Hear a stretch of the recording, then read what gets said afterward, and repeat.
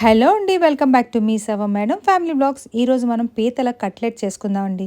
ఇదైతే నేను ఎప్పుడూ తినలేదన్నమాట. మా నాన్నగారు ఆయన డ్యూటీ చేస్తున్నప్పుడు ఎక్కడో స్టార్ హోటల్‌లో తిన్నారటండి. మళ్ళీ అది గుర్తుకొచ్చి తినాలనిపించిందంట.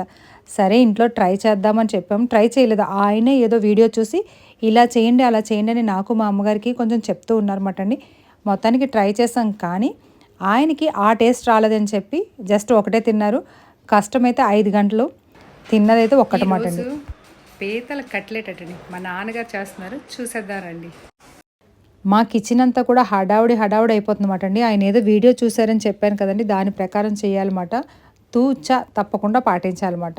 ఫైనల్ అయితే కనుక లుక్ ఇదన్నమాట అండి.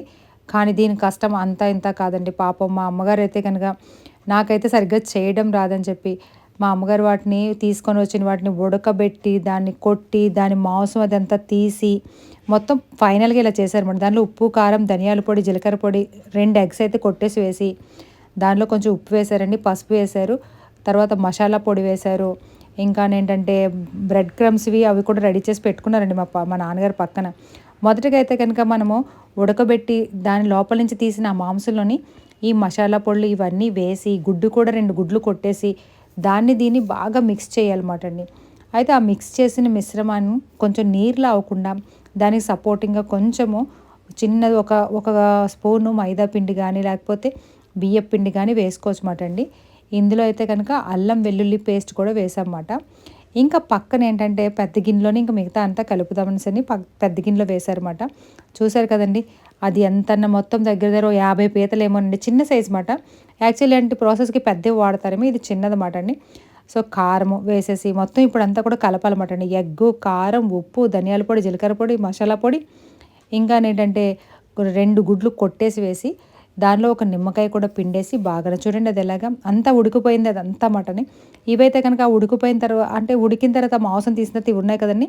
ఇది కూడా ఉడకబెడుతున్నాం మటన్. ఎందుకంటే దానిలో సూప్ చేద్దామని చెప్పి. అంటే పీత చాలా మంచిది కదండీ! దానిలో కాల్షియం ఎక్కువ ఉంటది కనుక.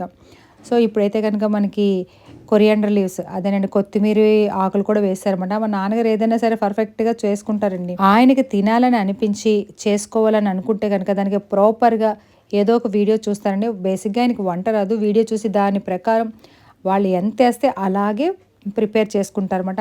దానికి కావాల్సినవి అన్నీ ఆయనే అరేంజ్ చేసుకొని తెచ్చుకుంటారన్నమాట అండి.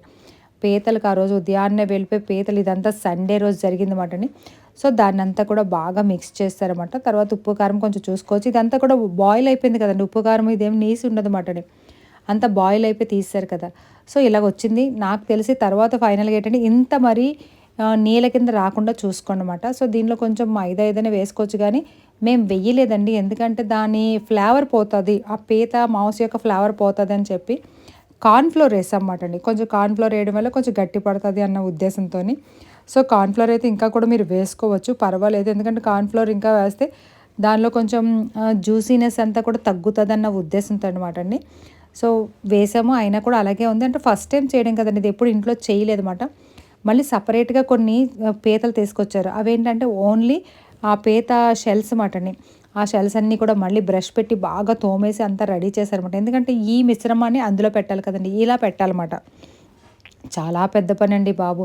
అసలు మెయిన్ పనంతా ఏంటంటే, ఆ పీతలను కొట్టి, ఆ మాంసం తీయడం అన్నది చాలా పెద్ద పని. ఈ బ్రెడ్ క్రమ్స్ ఉంటాయి కదండీ! దాన్ని కొంచెం వేడి చేసి, అంటే దాన్ని కొంచెం వేపేసి, దాన్ని మిక్సీలో ఆడేసి ఇలా చేశారన్నమాట అండి. ఆ మిశ్రమాన్ని మొత్తం లోపలంతా పెట్టి, దానిపైన ఇది పెట్టి, మళ్ళీ దానిపైన ఇంకా ప్రాసెస్ ఉందండి బాబు. ఇంకో 2 గుడ్లు కొట్టి, దానిలో ఉప్పు, కారం కొంచెం పెట్టి, ఈ బ్రెడ్ క్రమ్స్ మీద మళ్ళీ అది పెట్టాలన్నమాట అండి. అది మళ్ళీ దానికేంటంటే, ఒక లేయర్ ఏయాల్సి ఉంటదన్నమాట అండి.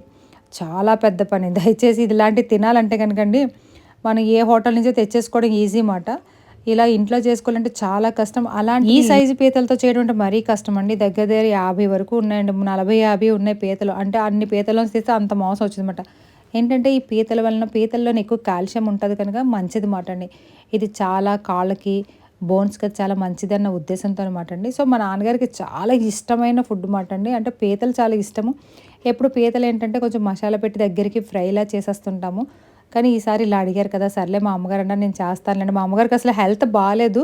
కానీ ఏంటంటే మా నాన్నగారు అడిగారు కదా! అని ఓపిక తెచ్చుకున్నారు. ఫైనల్‌గా సాయంత్రం ఆ కాళ్ళే పీకేసేయమంటండి. ఎందుకంటే అంతసేపు దగ్గర దగ్గర పీతలు శుభ్రం చేయడానికి 2 అవర్స్ పట్టిందన్నమాట అండి.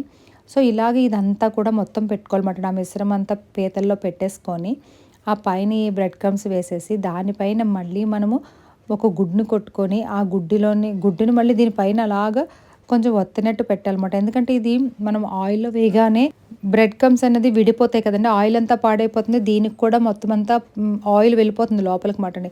అలా వెళ్ళకుండానే గుడ్డుని కొట్టేసి ఆ గుడ్డులో ఉప్పు, కారం వేసుకొని బాగా బీట్ చేసేసి అప్పుడు దానిపైన వత్తాలన్నమాట అండి.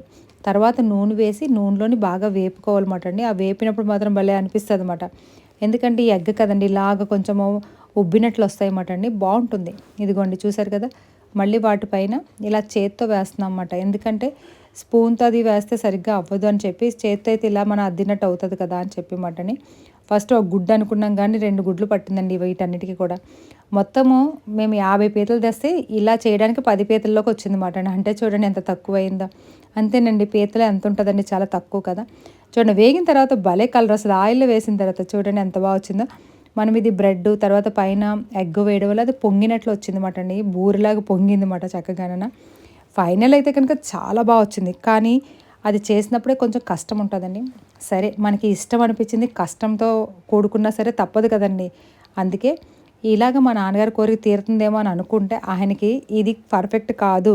నేను తిన్నది ఇది కాదు వేరేగా వచ్చింది. మీరేదో మిస్టేక్ చేశారని అన్నారు బట్ అండి.